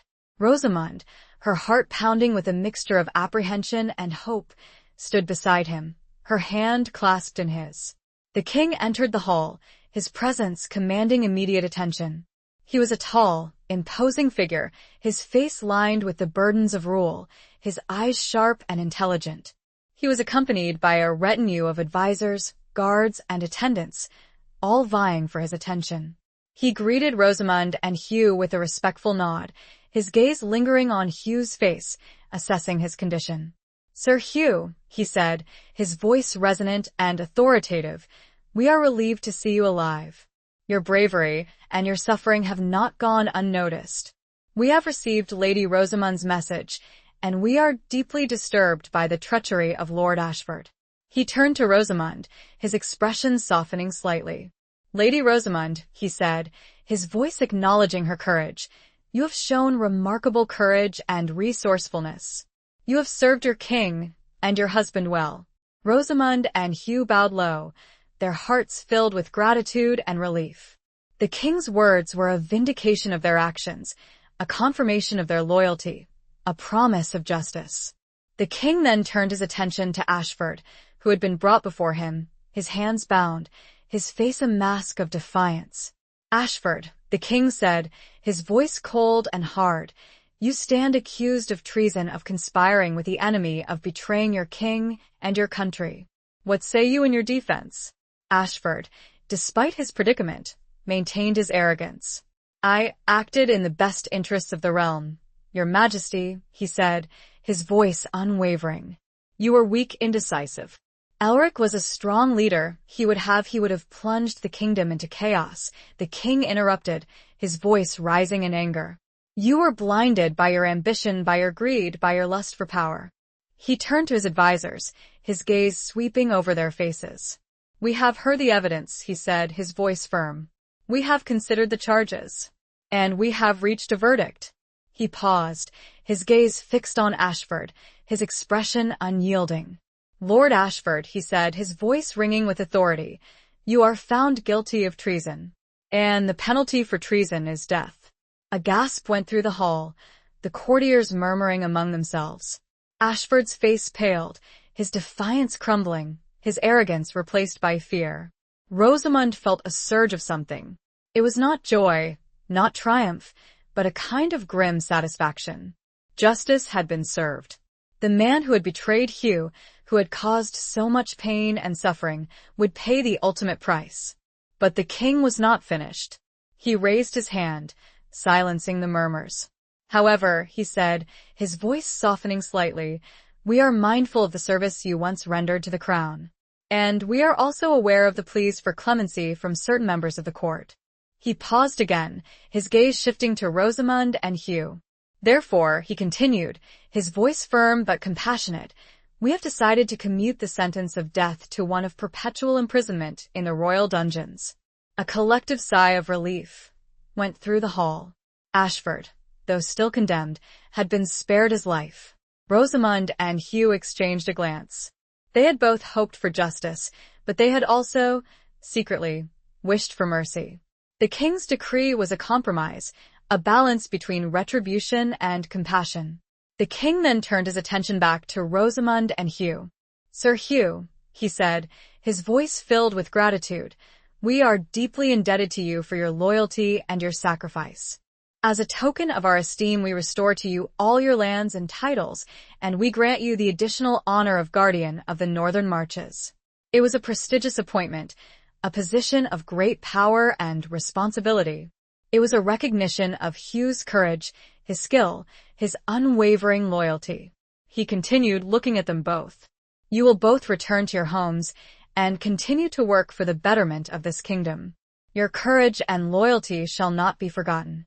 Hugh bowed low, his heart filled with pride and gratitude. Thank you, Your Majesty, he said, his voice filled with emotion. I am honored to serve. The king smiled, a rare and genuine smile. And may you both find peace, he added softly.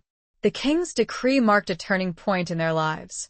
The storm had passed, the darkness had lifted, and a new dawn was breaking. They had faced betrayal, imprisonment, and the threat of death, but they had emerged stronger, more resilient. Their love for each other deepened and intensified. The pronouncements were done, and their future stretched before them. It would be theirs to shape, together. Chapter 17. Trials of the Heart. Returning to Whitmore after the king's departure felt like stepping into a new chapter of their lives. The castle, once a place of unease and suspicion, now felt like a true sanctuary. The servants greeted them with genuine joy, their faces alight with relief at their safe return and the resolution of Ashford's treachery. However, the transition wasn't without its challenges. While Hugh was physically recovering, the emotional and psychological scars of his imprisonment lingered. He was more withdrawn, more guarded, his easy smiles rarer than before.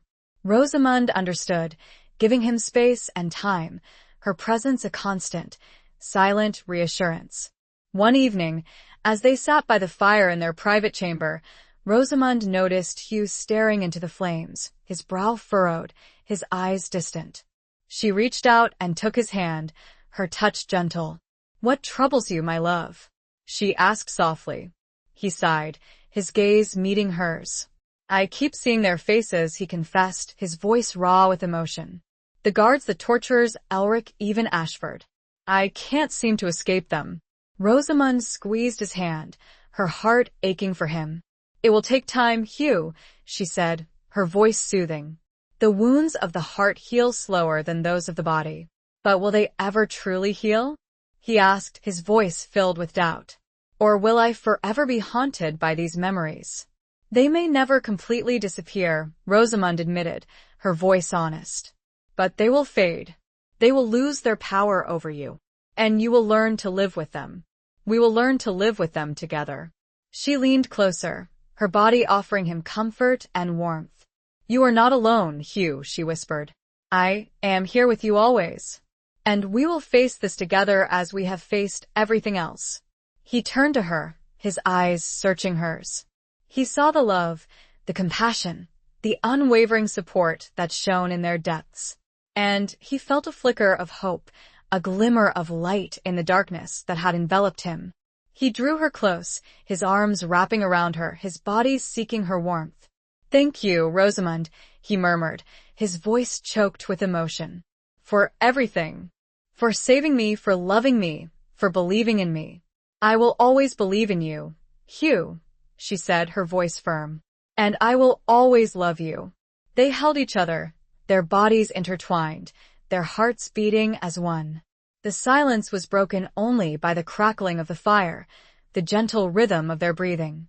It was a moment of peace, of intimacy, of shared understanding. As the days turned into weeks, Hugh slowly began to emerge from the shadows of his past. He threw himself into his duties as guardian of the northern marches, overseeing the rebuilding of defenses, strengthening the garrisons, and ensuring the safety of the region. He was a just and fair leader, respected by his men, admired by the local populace. But it was in his moments with Rosamund that he truly began to heal. They spent their evenings together, talking, laughing, sharing their hopes and dreams. They rode through the countryside, exploring the beauty of their lands, rediscovering the simple joys of life. One day, as they were riding through a field of wildflowers, Hugh reined in his horse and turned to Rosamund, his eyes filled with a tenderness that took her breath away. "Rosamund," he said, his voice soft and earnest, "I know I have not always been the easiest man to love. I have been distant, guarded, cold. But you have changed me. You have shown me the meaning of true love, of true happiness. and I want to spend the rest of my life making you happy." Rosamund's heart swelled with emotion. She reached out and caressed his cheek, her touch gentle and loving. "You already make me happy, Hugh," she said, her voice trembling. "Just by being you. By loving me as you do." He leaned down and kissed her, a long, passionate kiss that spoke of their love, their commitment, their shared future. It was a kiss that sealed their bond, a promise of a lifetime of happiness together. The trials had been many, and some scars would remain, but their love was the balm that soothed all wounds. Chapter 18. A Knight's Confession. The transformation in Hugh was gradual but profound. The haunted look in his eyes began to fade, replaced by a warmth, a light that Rosamund cherished. He started to smile more readily, his laughter, once a rare sound, now filled the halls of Whitmore with a joyful resonance. He still carried the weight of his responsibilities as guardian of the northern marches with seriousness, but he no longer allowed it to consume him entirely. One crisp autumn evening, as the sun began to set, casting long shadows across the courtyard, Rosamund found Hugh standing by the stables, watching his men groom the horses. He turned as she approached, a gentle smile gracing his lips. "You seem content, my lord," Rosamund observed, her voice teasing. He chuckled, a low, rumbling sound that sent a warmth through her. "I am, my lady," he admitted. "More content than I have ever been in my life." He reached out and took her hand, his touch sending a familiar shiver of pleasure through her. He led her to a nearby bench, overlooking the rolling hills that surrounded Whitmore. "I have been doing a lot of thinking lately," he said, his voice serious. "About the past, about the future, about us." Rosamund's heart quickened. She sensed that he was about to share something important, something that had been weighing on his mind. "I realize," he continued, his gaze fixed on the distant horizon, "that I have never properly told you how I feel. I have spoken of love, of gratitude, but I have never truly explained the depth of my feelings." He turned to her, his blue eyes filled with a tenderness that took her breath away. "When I first met you, Rosamund," he said, his voice husky with emotion, "I was a broken man. I had lost everything, my family, my home, the woman I thought I loved. I was consumed by grief, by anger, by a desire for revenge." He paused, his gaze searching hers. "I saw our marriage as a duty and obligation, a means to an end. I did not expect to find happiness, to find love again." He squeezed her hand, his touch conveying the depth of his feelings. "But you changed everything, Rosamund. You saw through my cold exterior, you reached the wounded heart that lay beneath. You offered me companionship, friendship, understanding when I least expected it, and when I most needed it." He took a deep breath, his voice trembling slightly. "You showed me that it was possible to love again, to trust again, to hope again. You gave me a reason to live, a reason to fight, a reason to be a better man." He leaned closer, his eyes locking with hers. "I love you, Rosamund," he said, his voice filled with a sincerity that left no room for doubt. "Not just as my wife, but as the woman who saved me, who healed me, who completed me. You are my soulmate, my best friend, my lover, my everything." Rosamund's eyes filled with tears, tears of joy, tears of gratitude, tears of overwhelming love. She had longed to hear those words, to know the depth of his feelings, to feel the full extent of his love. "And I love you, Hugh," she said, her voice choked with emotion. "More than words can say. You are my strength, my protector, my comfort, my joy. You are the love of my life." They embraced, their bodies clinging together, their hearts beating as one. They shared a kiss, a long, passionate kiss that sealed their bond, a promise of a lifetime of love, of happiness, of shared dreams. As the sun dipped below the horizon, painting the sky in hues of orange and purple, Hugh held Rosamund close, his voice a whisper in her ear. "I have a confession to make," he added. Rosamund looked up, curious. "I knew, from that first night I saw you in the garden, alone beneath the stars," he said, smiling gently. "That moment, I think I was already falling for my reluctant bride." Chapter 19. The Siege of Redemption. Life at Whitmore settled into a rhythm of contentment and purpose. Hugh, as guardian of the northern marches, was a just and effective leader, earning the respect and loyalty of his men and the people he protected. Rosamund, by his side, managed the estate with her usual skill and grace, her warmth and compassion bringing a sense of community and well-being to all. However, the peace they had found was fragile, threatened by the lingering remnants of Baron Elric's rebellion. Though Elric himself was dead and his forces scattered, pockets of resistance remained, led by ambitious lieutenants and fueled by resentment and a desire for revenge. One cold winter morning, a messenger arrived at Whitmore, his face grim, his horse lathered in sweat. He brought news that a band of rebels, led by a ruthless mercenary named Kelgar, had laid siege to a small, strategically important fortress on the border, known as Oakhaven. Hugh, upon hearing the news, immediately began to prepare for action. He summoned his captains, reviewed his troops, and gathered supplies. He knew that Oakhaven's fall would be a significant blow to the security of the region, and he was determined to prevent it. Rosamund, watching him prepare, felt a familiar surge of fear, a chilling reminder of the dangers he faced. But she also felt a sense of pride, of admiration for his courage, his sense of duty, his unwavering commitment to protecting his people. As he was about to depart, she stopped him, her hand resting on his arm. "Be careful, my love," she said, her voice filled with concern. "This Kelgar, they say, he is a formidable and ruthless opponent." Hugh smiled, a reassuring smile that did not quite reach his eyes. "I will be careful, Rosamund," he said, his voice firm. "I have faced worse than him, and I have too much to live for to be reckless." He leaned down and kissed her, a brief, passionate kiss that conveyed the depth of his love and his determination. "I will return," he promised, his voice husky with emotion. "I always return to you."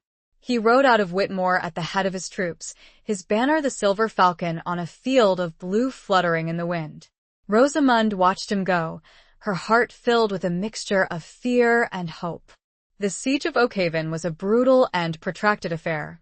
Kelgar, a skilled and experienced warrior, had fortified the fortress well, and his men were fanatical in their defense. Hugh's forces, though superior in numbers and training, faced a difficult and challenging task. News from the siege reached Whitmore intermittently, brought by weary messengers and wounded soldiers. Rosamund, her anxiety growing with each passing day, organized relief efforts, sending supplies and medical aid to the front lines. She also kept a close watch on the borders, ensuring that Whitmore itself was well defended against any potential attack. One evening, as she sat alone in the solar, poring over maps and reports, a commotion outside the door interrupted her thoughts. She looked up, expecting to see Alara, but it was not her. It was a group of soldiers, their faces grim, their armor stained with blood and mud. They carried a stretcher, bearing a still, silent figure covered in a blood-stained cloak. Rosamund's heart leaped into her throat. She knew, with a sickening certainty, who lay beneath that cloak. She rushed to the stretcher, her hands trembling as she pulled back the cloth. It was Hugh. His face was pale and drawn, his body limp, his armor bearing the marks of a fierce battle. A gaping wound, crudely bandaged, marred his chest. She gasped, her hand flying to her mouth. "Hugh," she cried, her voice filled with anguish. "What happened?" One of the soldiers, a grizzled veteran named Sergeant Gareth, not the same Gareth who helped in their escape, stepped forward, his face etched with sorrow. "My lady," he said, his voice heavy with grief, "Sir Hugh was wounded leading the final assault on the fortress. We drove back Kelgar's forces, but Sir Hugh fell." Rosamund felt a wave of dizziness wash over her. She swayed, her knees threatening to buckle. Alara, who had rushed into the room, caught her, supporting her weight. "Is he alive?" Rosamund managed to ask, her voice barely a whisper. Sergeant Gareth hesitated, his gaze meeting hers. "He lives, my lady," he said, his voice uncertain. "But his wound is grievous. The healers are doing what they can," but his voice trailed off, the unspoken words hanging heavy in the air. Rosamund knew what he meant. Hugh was dying.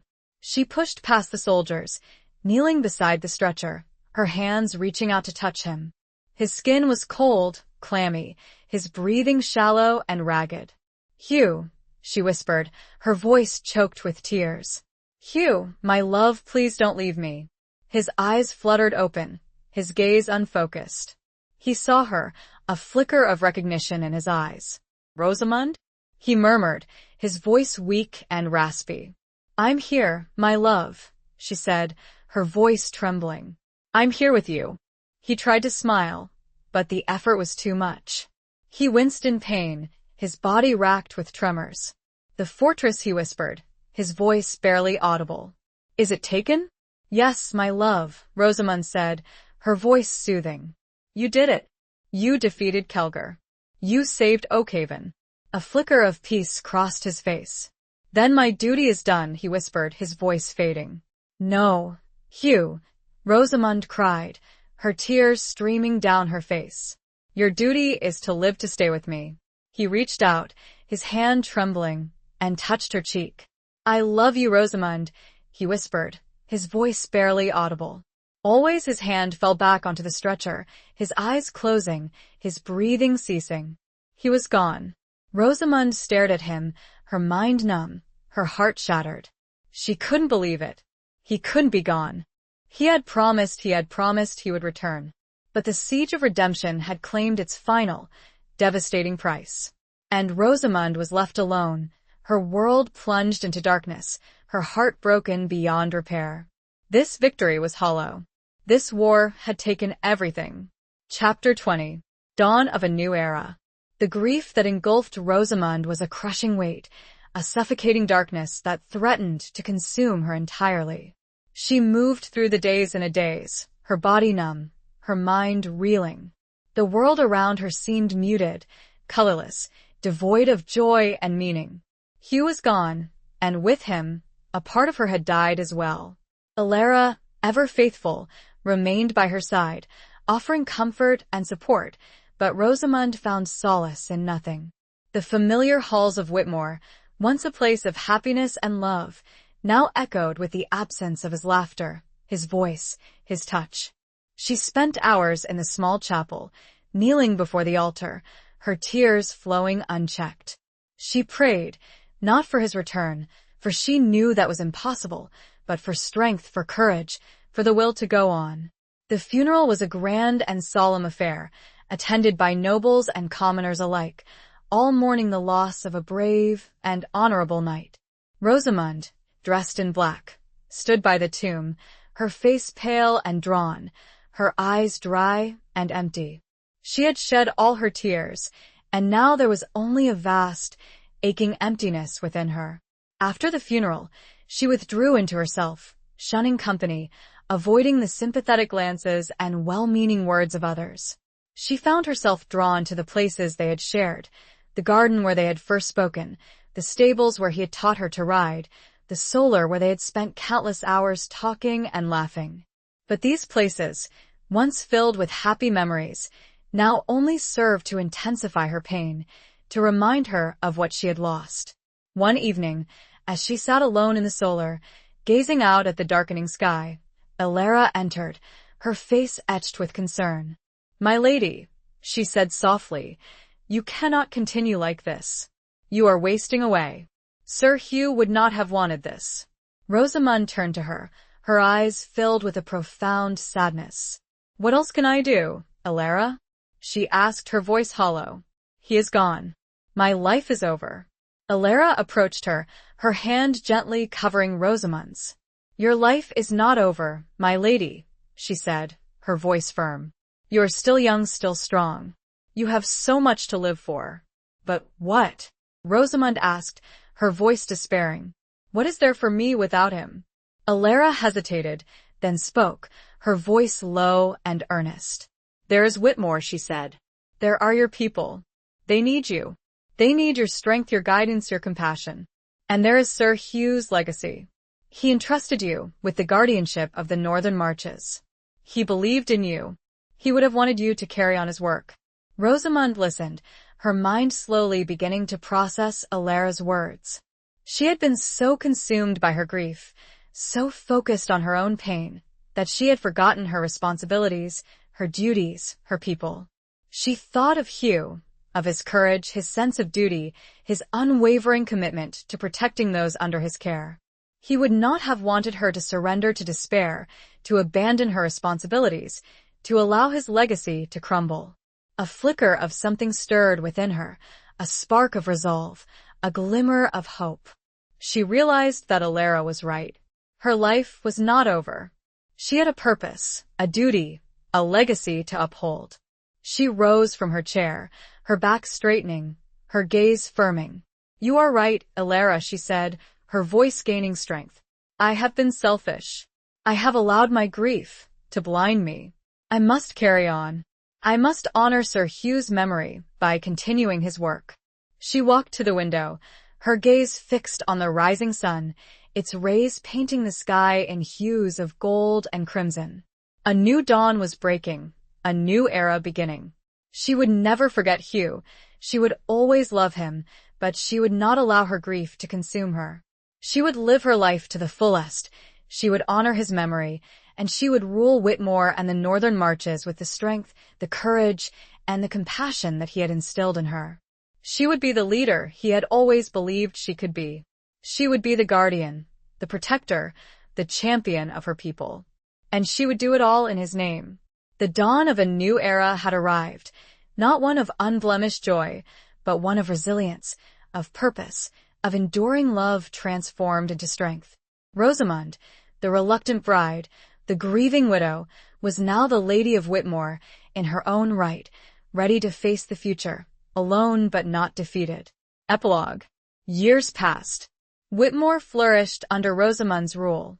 She proved to be a wise and just leader, beloved by her people, respected by her neighbors. The Northern Marches, once a region plagued by conflict and instability, became a beacon of peace and prosperity. Rosamond never remarried. Her love for Hugh remained a constant, a cherished memory that sustained her through the years. She found fulfillment in her duties, in her service to her people, in carrying on the legacy of the man she had loved. She often visited the small chapel, where Hugh was buried. She would sit by his tomb, talking to him, sharing her thoughts, her hopes, her dreams. She felt his presence there, a comforting warmth that eased her loneliness. One spring morning, as she was walking through the garden, a familiar scent filled the air, the scent of leather and steel, mingled with the earthy aroma of horses and hay. She stopped, her heart quickening, her senses alert. She turned, her eyes widening in disbelief. Standing before her, bathed in the golden light of the rising sun, was a young man, tall and broad-shouldered, with dark hair and piercing blue eyes. He was dressed in simple, unadorned attire, a silver chain bearing the Fitzalan crest, a rampant lion holding a sword hanging around his neck. He looked at her, his gaze intense, unwavering. He resembled Hugh, strikingly so, but there was a softness in his eyes, a gentleness that was different. "My lady," he said, his voice a low rumble, a sound that sent a shiver down her spine. "Iam Gareth Vikfalan. Sir Hugh was my uncle." Rosamond stared at him, her mind reeling. Gareth Fitzalan. She had heard the name, whispered in hushed tones, a distant relative of Hugh's, a young man who had been fostered in a faraway land. I did not know," she stammered, her voice trembling. "I thought the line was extinguished." He smiled, a gentle, reassuring smile. "It was believed so," he said, his voice soft.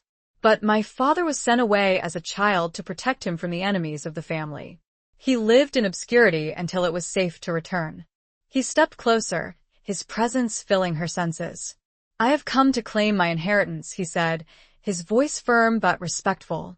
"To serve the people of Whitmore, as my uncle did." Rosamond studied him, her gaze searching his face. She saw the resemblance to Hugh, the same strong jaw, the same straight nose, the same piercing blue eyes.